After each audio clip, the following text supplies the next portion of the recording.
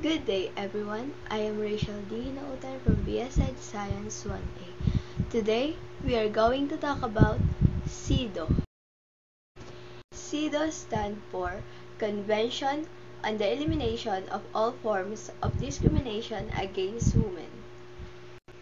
It is the only human rights treaty which affirms the reproductive rights of women and targets culture and tradition as influential force shaping gender roles and family relations. It affirms women's right to acquire, change, or retain their nationality and the nationality of their children.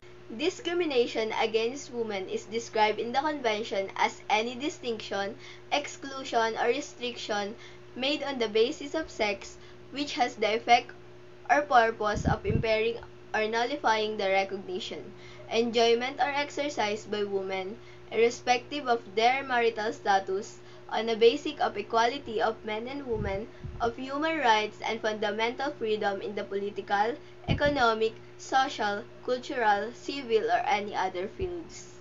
What is the main purpose of CEDAW in the Philippines?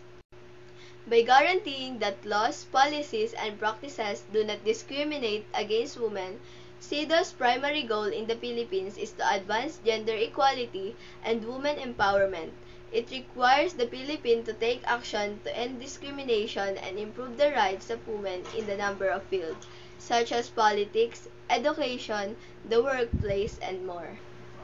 It aims to ensure equal treatment of women and give them the respect they deserve, prevent discrimination, and ensure a proper understanding of paternity as a social function, and the recognition of the common responsibility of men and women in the upbringing and development of their children.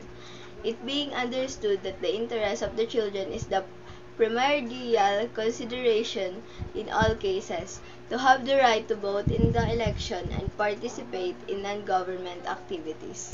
The Philippine government has addressed both the general issue of women's involvement in the labor market and the specific issue of workplace rights and conditions over time with a fair amount of consistency. It has emphasized protecting migrant workers in recent years. Concern about domestic workers, sexual harassment at work, and the employment of women in government have all been brought up by the Philippine government. Lastly, we will be discussing how does CEDAW promotes gender equality. The CEDAW encouraged gender equality in many ways. It urged nations to pass law that will end discrimination against women and guarantee their equality in areas like marriage, education, and employment. It motivates government to take action to alter ingrained beliefs and prejudice that support gender inequity.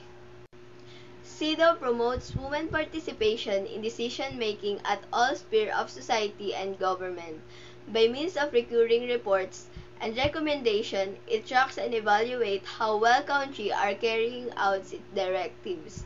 Globally, CEDAW is an essential tool for furthering gender equality and safeguarding women's rights. The Convention lays the groundwork for achieving gender equality by guaranteeing women's equal access and opportunities in political and public life, including the ability to vote and to run for office, as well as in areas like education, health, and employment. CEDAW offers an extensive framework for the advancement, defense, and realization of women's human rights.